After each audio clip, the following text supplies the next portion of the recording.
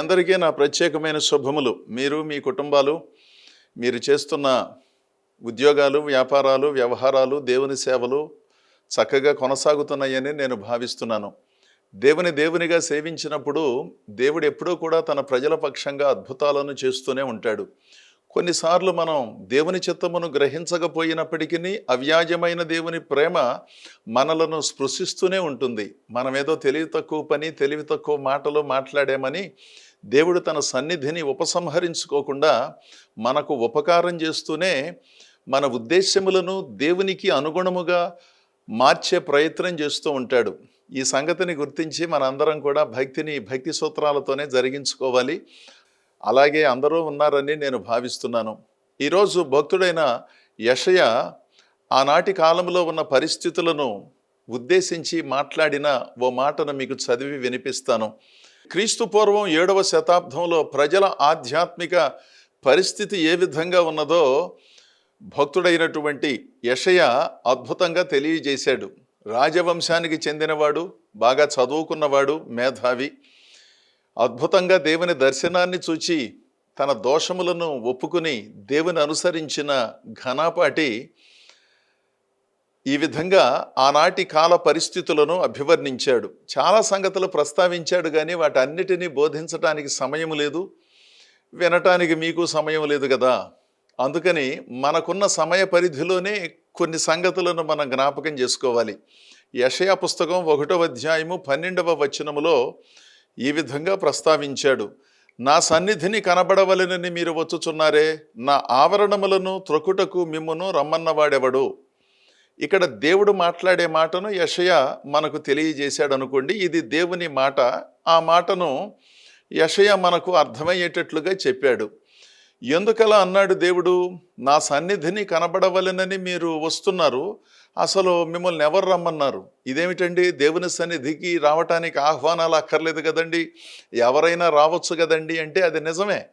దేవుని సన్నిధికి రావటానికి ఆహ్వాన పత్రికలు ఇచ్చి మనం ఆహ్వానించనక్కర్లేదు. దేవుని దగ్గరకు అందరూ రావాలి, వస్తారు. ఒకవేళ దారి తెలియకపోతే దారిని తెలియజేస్తాం, కానీ ఒక పెళ్ళో పేరంటం లాగానో ప్రజలకు ఆహ్వానాన్ని ఆ పద్ధతిలో అనుసరించనక్కర్లేదు. ఎందుకంటే తండ్రి అయిన దేవుని దగ్గరకు పిల్లలు వచ్చినప్పుడు వాళ్ళకు ప్రత్యేకమైన ఆహ్వానాలు, మర్యాదలు ఎందుకండి?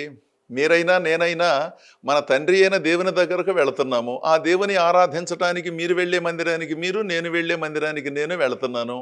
అక్కడ ఎవరో నన్ను ఆహ్వానించలేదు, నన్ను కూర్చోమనలేదు, నన్ను పట్టించుకోలేదు, అసలు నన్ను పలకరించలేదు అంటే మీ ఇంట్లో మిమ్మల్ని ఎవరు పలకరించాలి?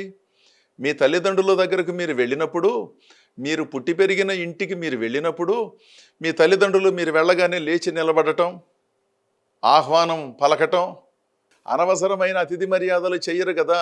మీ ఇంటికి మీరు వెళ్ళారు, ఏ వస్తువు ఎక్కడుందో మీకు తెలుసు. ఎందుకంటే మీరు పిల్లలు గనక స్వతంత్రులు, మీకు మర్యాదలు ఆహ్వానాలతో పని లేదు. నేను పలానా రోజున వస్తున్నాను నాన్నగారు, పలానా రోజున వస్తున్నానమ్మా అని చెప్పి వెళ్ళిపోవటమే. అలాగే తండ్రి ఇంటిలో అనగా దేవుని మందిరంలో మనకు రాసమర్యాదలు ఏం అక్కర్లేదు, ఆహ్వానాలు ఏం అక్కర్లేదు. మన తండ్రి ఇంటికి మనం వచ్చినప్పుడు సర్వస్వతంత్రులము కదా. ఎక్కడ ఖాళీ ఉంటే అక్కడ కూర్చోవాలి. ముందు బెంచీలు ఖాళీ పెట్టి వెనకాల కూర్చోవటం కంటే ముందు నుంచి ఆ కుర్చీలను నింపుకుంటూ లేదా ఖాళీలను పూరించుకుంటూ రావటం ధర్మం. ఆ పద్ధతులను మనం అనుసరిస్తూ చక్కగా దేవుని సేవించాలి. అయితే ఇక్కడ భక్తుడైన యెషయా దేవుని మాటను కాస్త కఠినంగా చెప్పినట్లుగా అనిపిస్తుంది ఆనాటి ప్రజలైన ఇశ్రాయేలీయులకు. వాళ్ళు దేవుని భక్తులు, దేవుని కుమారులుగా లేదా దేవుని కుటుంబముగా పిలువబడిన వారు రకరకాలైన ప్రలోభాలకు లోనై ఎవరు ఏ మాట చెబితే ఆ మాటను అనుసరించి వారు జీవించే పద్ధతిలో ఉన్నారన్నమాట. అసలు దేవుని ధర్మశాస్త్రం అంటే ఏమిటో తెలుసు, ఏ విధంగా దేవుని సేవించాలో తెలుసు, దేవునికి అయిష్టమైన కార్యక్రమాలు ఏమిటో మీకు తెలుసు. వాటన్నిటినీ పట్టించుకోకుండాను మీకు తోచినట్లుగా ఎప్పుడంటే అప్పుడు ప్రార్థనా మందిరానికి వస్తున్నారేంటి? అసలు మిమ్మల్ని ఎవరు రమ్మన్నారు? ఆ పద్ధతిలో ఎవరు రమ్మన్నారు అని దేవుడు ప్రశ్నిస్తున్నాడు అన్నమాట. ఈ సంగతి మనం బాగా అర్థం చేసుకోవాలంటే, మన పిల్లలను పాఠశాలలకు పంపించినప్పుడు ఎప్పుడు పడితే అప్పుడు పంపిస్తామా?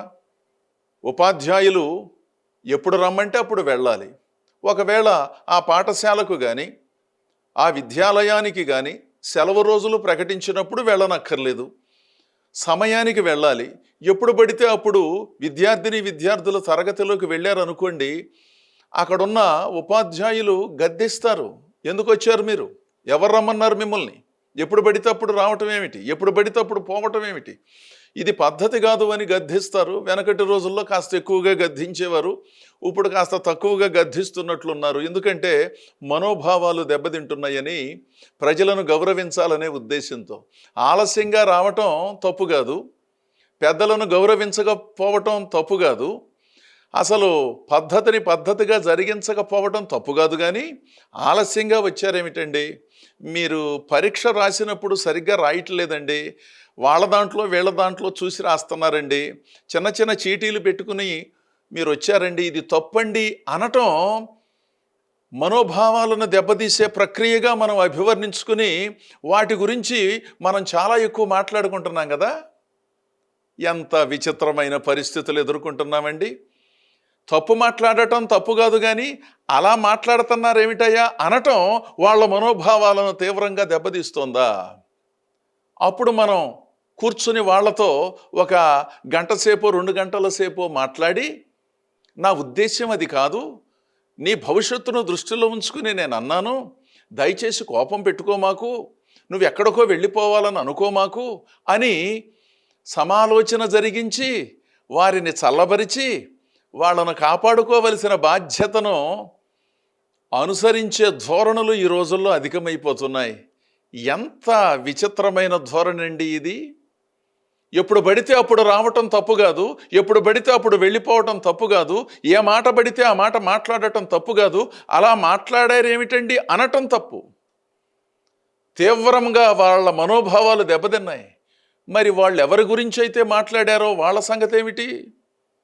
కొన్నిసార్లు తెలుసో తెలియకో ఆవేశంలోనో నేనైనా మీరైనా తొందరపాటులో కొన్ని సందర్భాలు జరగవచ్చు. ఎందుకంటే మనం మనుషులము గనుక వాటిని సవరించుకోవటమే ప్రధానం, కానీ సమర్థించుకోవటం కాదు కదా. ఆ భావనతో ప్రవక్త ఈ సంగతిని చెప్పాడు. ఏమన్నాడంటే, నా సన్నిధిని కనబడవలెనని మీరు వచ్చుచున్నారే, అసలు నా ఆవరణములను త్రొక్కుటకు మిమ్మును రమ్మన్నవాడెవడు. అదేమిటండి బాబు, దేవుని సన్నిధికి వెళ్ళటం తప్ప, మందిరానికి వెళ్ళటం తప్ప అని అనుకోమాకండి. అసలు నేను చెప్పినట్లుగా చేయకుండాను మీకు తోచినట్లుగా సంవత్సరానికి 1 సార్లు రావటం అనను, నేను మహా గొప్ప భక్తి చేస్తున్నానని భావించటం, ఆ వచ్చిన 1 సారో 2 సార్లు 3 సార్లు నేను సాక్ష్యం చెబుతానండి అంటారు. ఒకవేళ వాళ్ళు వేరే ఊర్లోనో వేరే దేశంలోనో ఉండి అక్కడున్న సంఘానికి క్రమంగా వెళుతూ సెలవులకు వచ్చినప్పుడు మన దగ్గరకు వచ్చి సాక్ష్యం చెప్పటాననటం తప్పులేదు. కానీ వాళ్ళున్న ఊర్లోనూ సంఘానికి వెళ్ళరు, లేదా మన సంఘమునకు దగ్గరగా ఉన్న ఏనాడు క్రమంగా రారు, సంవత్సరానికి 1 సారో 2 సార్లు 3 సార్లు వచ్చిన ప్రతిసారి నేను సాక్ష్యం చెబుతానంటారు. ఆ సాక్ష్యానికి మనం సమయం లేదండి, ఇంకొకసారి చూద్దామంటే తీవ్రమైనటువంటి అభ్యంతరానికి లోనవుతారు. మనోభావాలు కూడా చాలా గొప్పగా దెబ్బతింటున్నాయి కదా. అర్థం లేనటువంటి పరిస్థితులను కల్పించుకుంటూ దైవ సంబంధితమైన సేవలను ఏ విధంగా జరిగించాలో వారికి తెలియకపోగా జరిగించే వారికి విఘాతాన్ని కలిగిస్తున్నారు. పోనీ ఆ చెప్పే సాక్ష్యం ఏమైనా అర్థవంతంగా ఉంటుందా? సమయాన్ని సందర్భాన్ని పురస్కరించుకొని కాలహరణం చేయకుండా సూటిగా స్పష్టంగా చెప్పే అవకాశం ఏమైనా ఉందా అంటే అది లేదు. అత్యంత సామాన్యమైన సంగతులు వాటిని సాక్ష్యముగా చెప్పి ప్రజలకు ఏ విధమైన ప్రయోజనాన్ని కలిగించనటువంటి రీతిలో వ్యవహరించే పద్ధతులను కూడా మనం చూస్తున్నాంగా. ఎంతసేపు భౌతిక సంబంధమైన లబ్ధిని పొందాను, ఉద్యోగాన్ని వ్యాపారాన్ని వృద్ధి చేసుకున్నాను అనే మాటలు తప్పిస్తే దేవుడు నా అంతరంగాన్ని శుద్ధి చేశాడండి, నేను దేవుని కొరకు సాక్ష్యం చెప్పే స్తోమతనిచ్చాడు, నేను నా ప్రభు కొరకు నేను ఈ విధంగా వినియోగించబడుతున్నాను, భౌతికంగా నాకు పెద్దగా ఆశీర్వాదాలు లేకపోయినా నేను ఆధ్యాత్మికంగా ఉపదేశాల ద్వారా దీవించబడ్డాను, దేవుడు నా బ్రతుకును అద్భుతంగా నిర్మాణాత్మకంగా కట్టాడు, నేను ఇల్లు కట్టుకోలేకపోయినా నా బ్రతుకును కట్టుకున్నాను, నా కుటుంబాన్ని కట్టుకున్నాను, నైతిక ఆధ్యాత్మిక విలువలతో నేను కొనసాగుతున్నాను, ఫలానా సంఘానికి వచ్చిన తర్వాత దైవదాసులు చెప్పే వాక్యాలు నన్ను అద్భుతంగా మలిచాయి అనే సాక్ష్యాలు చెబితే కూడా ప్రజలకు ఎంతో దీవెన కలుగుతుంది కదా. వాటిని సాక్ష్యములుగా మనం భావించటం లేదు. ప్రభువును నమ్ముకున్న తర్వాత భౌతిక సంబంధమైన లబ్ధిని పొందుకున్న సంగతులనే సాక్ష్యములుగా మనం భావిస్తున్నాము. అవి సాక్ష్యములే. వాటితో పాటు ఈ సంగతులను కూడా ఆలోచించటం మంచిదేమోనని నా భావన. ఆలోచన పరులైన మీరును పరిశీలించండి. ఇది మరింత ప్రయోజనాన్ని కలిగిస్తుంది కదా. ఎందుకంటే మనమే కాదుగా ఇళ్ళు కట్టుకునేది, మనమే కాదుగా విదేశాలకు వెళ్ళేది, మనమే కాదుగా ఆర్థిక స్థితిగతులను మెరుగుపరుచుకునేది. సంఘము వెలుపలనున్నవారు కూడా ఈ పరిస్థితులలో అద్భుతంగా అభివృద్ధిని సాధిస్తున్నారు కదా. ఆ మాటకొస్తే సంఘములో ఉన్న వారి కంటే బయట ఉన్నవారు ఆర్థిక దీవెనలు పొందుకుంటున్నారు కదా. వాళ్ళు కూడా విశేషమైన ప్రతిభను కనపరుస్తున్నారు కదా. దేశానికి అక్కరకు వచ్చే వాటిని కనిపెడుతున్నారు కదా. మరి వాళ్ళకెవరండి వీటన్నిటినీ ప్రసాదించేది అనే ధర్మ సందేహం మీకు వస్తే వాళ్లకు కూడా ఈ దేవుడే అనుగ్రహిస్తున్నాడు. ఎందుకంటే దేవుడు లోకమును ఎంతో ప్రేమించాడు కదా. ఈ భూలోకములో ఉన్న ప్రజలందరినీ దేవుడు సమానంగానే ప్రేమిస్తున్నాడు. మరి వాళ్ళు ప్రార్థన చేయటం లేదుగా, వాళ్ళు ప్రార్థనా మందిరానికి రావట్లేదుగా, వాళ్ళు మారు మనసు పొందలేదు కదా. ఎలా దీవెనలు వాళ్ళకు సంక్రమిస్తున్నాయి అని మీరు భావించినట్లయితే, దేవుడు చెప్పిన 10 ఆజ్ఞలలో మొదటి 5 ఆజ్ఞలు దేవునికి భక్తునికి సంబంధించినవైతే, చివరి 5 ఆజ్ఞలు సమాజంలో మనం ఎలా జీవించాలి, తోటి వాళ్లతో ఏ విధంగా ఉండాలి, మనుషులను ఏ విధంగా గౌరవించాలి, కష్టపడి ఏ విధంగా పని చేయాలి అనే అంశాలను ఆధారం చేసుకుని ఉన్నాయి కదా. వాళ్ళు ఏం చేస్తున్నారంటే, వాళ్ళ హృదయము పైన వ్రాయబడిన ధర్మశాస్త్రమును వారికి తెలియకుండానే అనుసరిస్తూ పొరుగువారి ఆస్తిపాస్తులను కానీ మనుషులను కానీ ఏ విధంగానూ ఆశించకుండా కష్టపడి చదువుతున్నారు, కష్టపడి ఉద్యోగం చేస్తున్నారు, నిజాయితీగా ఉంటున్నారు. యజమానులు ఉన్నా ఉండకపోయినా వాళ్ళకు అప్పగించిన పనిని అద్భుతంగా జరిగిస్తున్నారు. చిన్న గుండు సూది కూడా వాళ్ళ ఇంటికి తెచ్చుకోకుండా నీతిగా ధర్మంగా ఉన్నారు. ఆ నైతిక ధర్మాలను వారు అనుసరించి జీవించినందున దేవుడు వాళ్ళను దీవిస్తున్నాడు. నిన్ను వలె నీ పొరుగువారిని ప్రేమించమని చెప్పిన ఆజ్ఞను వారు కూడా తెలియకుండా పాటిస్తున్నారు. వాళ్ళల్లో కొంతమంది పాటించకపోయినా వాళ్ళ తల్లిదండ్రులు కానీ వాళ్ళ కుటుంబాలలో ఉన్న పెద్దలు కొంతమంది అనుసరిస్తున్నారు, దయాగుణాన్ని కలిగి ఉన్నారు. మనమే కాదు కదా ఇతరులకు సహాయం చేసేది, మనమే కాదు కదా ఇతరులను చదివించేది. ఈ భూలోకంలో చాలామంది పేర్లు పెట్టుకోకుండా, సంస్థల పేర్లు పెట్టుకోకుండా ఎంతో వితరణ కలిగిన వారై ఎంతోమందిని చదివిస్తున్నారు, ఎంతోమందికి పెళ్ళిళ్ళు చేస్తున్నారు, ఎంతోమందికి ఇళ్ళు కట్టి పెడుతున్నారు, ప్రజా ప్రయోజనార్థమైన కార్యక్రమాలను జరిగిస్తున్నారు. కనుక దేవుడు వాళ్ళను దీవిస్తున్నాడు. క్రైస్తవ సంఘములో ఉన్న వాళ్ళను దేవుడు దీవిస్తున్నాడు, దాంట్లో తిరుగులేదు. అయితే వాళ్ళకినో మనకి ఉన్న తేడా ఏమిటో తెలుసా? భౌతిక దీవెనలతోనే సరిపెట్టుకుని వాటినే సాక్ష్యములుగా చెప్పుకొని అవే దేవుని దీవెనలకు సూచనలుగా ఉన్నాయని ఒక ప్రమాణాన్ని ఏర్పాటు చేసుకోకుండాను జీవితాలను కట్టుకోవటం, దేవుని కొరకు సాక్షులుగా ఉండటం, దేవుడు నడిపించిన సంఘములో నమ్మకముగా దైవ సేవకులకు సహకరించటం, దేవుని యొక్క చిత్తమును గ్రహించి జీవితాలను కుటుంబాలను నడిపించుకోవటం అద్భుతమైన ఆధ్యాత్మిక దీవెనగా మనం పరిగణించుకోవచ్చుగా. ఈ సంగతిని కూడా ఆలోచించండి.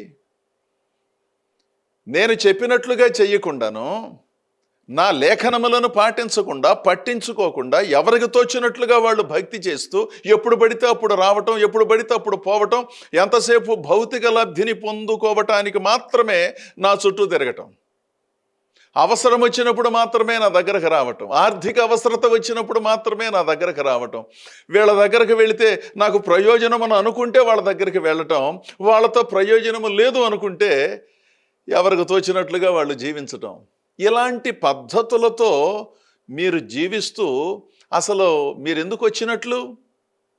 నా సన్నిధిని కనబడవలనని మీరెందుకు వస్తున్నారు? క్రమముగా రావాలి కదా. అక్రమమైన ధోరణులతో ఎందుకు భక్తి చేస్తున్నారు? ఆ భావం అన్నమాట. అంతేగాని వచ్చే వాళ్ళను వద్దని చెప్పటం కాదు. నా సన్నిధిని కనబడవలనని మీరు వస్తున్నారు, నా ఆవరణమును త్రొక్కటానికి వస్తున్నారు అంటే ఆవరణములో ప్రవేశించటం. ఎందుకు వస్తున్నారు? భక్తిని భక్తి సూత్రాలతో ఎందుకు చెయ్యరు? మీరు మీకు తోచినట్లుగా ఎందుకు బ్రతికేస్తున్నారు అనే భావన అన్నమాట. ఒకసారి ఆలోచన చేయాలి దేవుని ప్రజలారా. నాకు తోచినట్లుగా నేను, మీకు తోచినట్లుగా మీరు భక్తి చేయటం, బోధించటం, సంఘములను నిర్వహించటం ఇది సరి అయినటువంటి పద్ధతి కాదు కదా. దేవుని లేఖనములను కాస్త ప్రజలకు నేర్పించాలని, మౌలికమైన సంగతులను తెలియచేయాలని, ఆధ్యాత్మిక ధర్మాన్ని నిబద్ధతతో బోధించాలని, పాటించాలని, అనవసరమైన ప్రలోభాలకు తావు లేకుండా, వ్యర్థమైన ఆకర్షణలకు ప్రజలను బలి చేయకుండాను యేసుక్రీస్తు శిలువ దగ్గరకు ప్రజలను నడిపించాలనే ధోరణి మనందరికీ అవసరం కదా. ఆ ధోరణి కలిగి నాణ్యమైన సేవలు జరిగించే ఎంతోమంది దైవ సేవకులు ఉన్నారు. వారిని నేను అభినందిస్తున్నాను. అదే సమయంలో వారికి తెలియనందున కానీ, లేదా వారికి ఎదురైనటువంటి కొన్ని పరిస్థితుల మధ్యలో కానీ దేవుడు ఆశించినట్లుగా ప్రజలను దేవుని సన్నిధిలో స్థిరపరిచి వారికి నేర్పింపవలసిన రీతిలో నేర్పించకుండా, ఈ యేసు ప్రభు కేవలము భౌతిక దీవెనలు, స్వస్థతలను ప్రసాదించేవాడే అన్నట్లుగా బోధించటం, ప్రజలను వారి చుట్టూ తిప్పుకోవటం అనేది సరి అయినటువంటి పద్ధతి కాదని ఆలోచిస్తే అర్థమయ్యే సంగతి కదా. కేవలము భౌతిక దీవెనలు మాత్రమే కాదు, వాటిని మించిన విలువైన అక్షయమైన దీవెనలను ప్రసాదించేవాడనే సంగతులను కూడా క్రైస్తవ సంఘ నాయకత్వం బోధించాలి. వాటిని వినాలి, వాటిని వివరముగా చెప్పే స్థలములకు వెళ్ళాలి. ఇదే ఆధ్యాత్మిక క్రమం. అలా కాకుండా నాకు తోచినట్లుగా వెళతానండి, మా ఇంటికి పక్కన ఉన్నది కనుక నేను వెళతానండి, మా ఊరికి చెందిన మనిషి కనుక నేను అక్కడికి వెళతానండి, మా బంధువు కనుక నేను అక్కడికి వెళతానండి, ఇవన్నీ తర్వాత సంగతులు. బంధువు గనక వెళ్లకుండా ఉండనక్కర్లేదు, మీ ఊరి నుంచి వచ్చినందున ఆ ఊరి వాళ్ళు అక్కడికి వెళ్ళకూడదనేమీ లేదు. అది కాదు మనకు ప్రామాణికం. దేవుని సంగతులను ఉన్నవి ఉన్నట్లుగా బోధించటం జరుగుతోందా, ప్రభావ సువార్త జరుగుతోందా, ప్రలోభ సువార్త జరుగుతోందా, ఈ సంగతులను గుర్తించి దేవుని సన్నిధిని సమీపించటం ప్రాముఖ్యమైన అంశం. కానీ అలా కాకుండాను ఎవరికి తోచినట్లుగా వాళ్ళు వెళ్ళినట్లయితే నన్నైనా దేవుడు ఈ విధంగానే ప్రశ్నిస్తాడు, మిమ్మల్నైనా ఈ విధంగానే ప్రశ్నిస్తాడు. అసలు నా ఆవరణమును త్రొక్కటానికి ఎవరు మిమ్మల్ని రమ్మన్నారు? నా సన్నిధిని కనపడాలని మీరు వస్తున్నారు, కానీ నిజంగా నన్ను చూడాలని కాదు, నేను మిమ్మల్ని చూడాలని కాదు. మీరు ఎందుకు వస్తున్నారో మీకు తెలియదు. అలాంటప్పుడు ఏం జరుగుతోంది మీలోనని కాస్త ఆవేదనాభరితుడై ప్రవక్త ప్రశ్నిస్తున్నాడు. ఈ సంగతులను మన అందరం కూడా పరిశీలన చేసుకోవాలి. ఇదే భావాన్ని ప్రసంగి అంటే సొలొమోను 5వ అధ్యాయము 1వ వచనములో ఇలా చెప్పాడండి. నీవు దేవుని మందిరమునకు పోవునప్పుడు నీ ప్రవర్తన జాగ్రత్తగా చూచుకునము. ఇది చదివేస్తున్నాము, బోధిస్తున్నాము, మీరు వింటున్నారు, కానీ దీనిని మనం చాలా జాగ్రత్తగా పరిశీలన చేయాలి. దేవుని మందిరానికి వెళ్ళినప్పుడు, అంటే ప్రత్యేకింపబడిన దేవుని మందిరం, అసలు మనమే దేవుని మందిరాలము కదా. భక్తుడైన పౌలు 1 కొరింథీ పత్రిక 3వ అధ్యాయము 16-17 వచనాలలో ఈ సంగతిని ప్రస్తావించాడు కదా. మనమే మందిరాలము, కదిలే మందిరాలము. అయితే ఆయా సందర్భాలలో నియమించబడిన రోజుల్లో ఈ కదిలే మందిరాలు, జీవము కలిగిన మందిరాలు ఓ చోట చేరి దైవదాసులు చెప్పే సూచనలు విని, ప్రార్థనలను కోరి, దేవుని ద్వారా ప్రత్యేకమైన దీవెనలను పొందుకుని మరలా తిరిగి ఎవరి పనిలోకి వారు వెళుతున్నారు. దేవుని మందిరము అంటే భౌతికంగా కట్టబడిన మందిరం ఒకటి ఉన్నది. ఎందుకంటే మనందరం కూర్చోవాలి కనుక కాస్త విశాలంగా ఏర్పాట్లు జరగాలి. మన ఇంట్లో అది సాధ్యం కాదు కనుక ఓ చోట దానిని దైవదాసులు ఏర్పాటు చేస్తున్నారు. అదొక పద్ధతి. అయితే ఇక్కడ భక్తుడైన సొలొమోను చెప్పిన మాట ఏమిటంటే, దేవుని మందిరమునకు పోవునప్పుడు నీ ప్రవర్తన అంతా జాగ్రత్తగా చూసుకోమంటే ఆదివారం ప్రార్థనకి వెళ్ళినప్పుడు మాత్రమే జాగ్రత్తగా చూసుకో, ఏదైనా తప్పులు చేస్తే ఆ వారంలో ఒప్పుకుని మరీ దేవుని సన్నిధికి వెళ్ళు అనే భావన కాదు. ఇందులో అంతర్లీనంగా 2 భావాలు ఉన్నాయి. అసలు నీవే దేవుని మందిరము కదా, నీవే కదిలే మందిరము కదా. అలాంటప్పుడు నీ ప్రవర్తన ఎంత సరిగా ఉండాలి, నీ మాటలు ఎంత పద్ధతిగా ఉండాలి. అనవసరమైన ప్రలోభ పెట్టే మాటలు, అర్థం లేనటువంటి సూచనలతో ప్రజల సమయమును, సామర్థ్యమును, సొమ్ములను హరించటానికి దేవుని పేరు చెప్పి వ్యర్థమైన పద్ధతులను అనుసరించకుండా ఉండాలి కదా.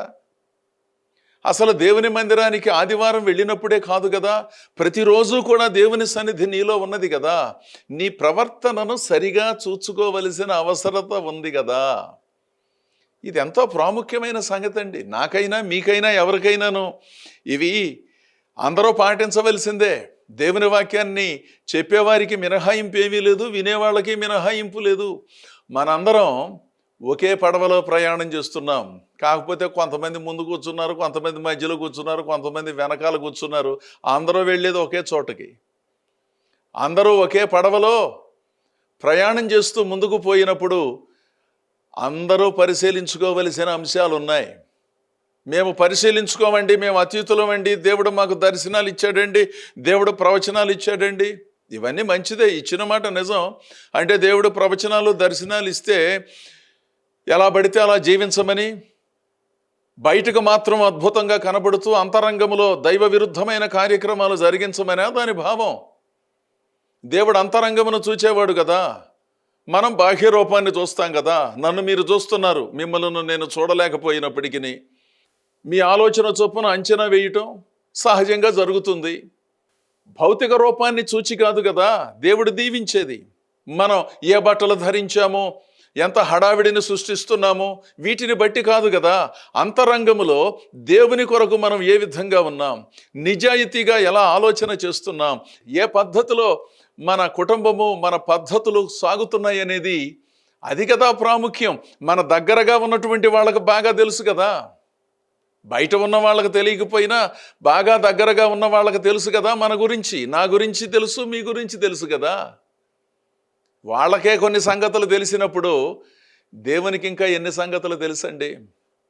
ప్రార్థనా మందిరమునకు పోవునప్పుడు అంటే దీని భావం, దేవుని ప్రార్థనా మందిరమును నీవు నీ మనస్సులో నీ హృదయములో కలిగి ఉన్నప్పుడు నీ ప్రవర్తన అంతటిని జాగ్రత్తగా చూసుకొనైనా.